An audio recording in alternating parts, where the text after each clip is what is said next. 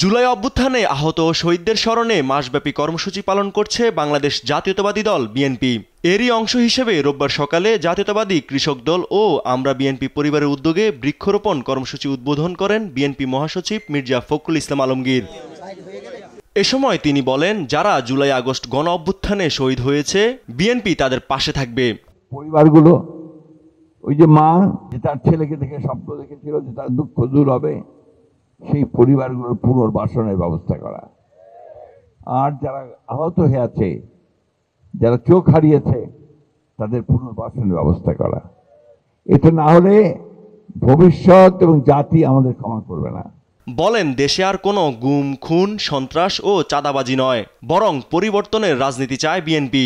আমরা নতুন বাংলাদেশ চাই, পরিবর্তন চাই। আমরা দুর্নীতি চাই না, ঘুষ চাই না, আমরা হত্যা চাই না, নির্যাতন চাই না।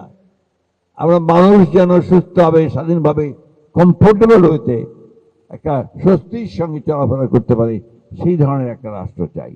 জুলাই অভ্যুত্থানে আহত নিহতদের জন্য দ্রুত ফান্ড তৈরি করার প্রতিশ্রুতিও দেন বিএনপি মহাসচিব। আমরা দলের পক্ষ থেকে একটা ফান্ড রেজ করব, সেই ফান্ডে আমরা এই সমস্ত পরিবারগুলোকে আমাদের পক্ষে যতটুকু সম্ভব আমরা সহযোগিতা করব। ইউসুফ ভুঁইয়া, দেশ টিভি, ঢাকা।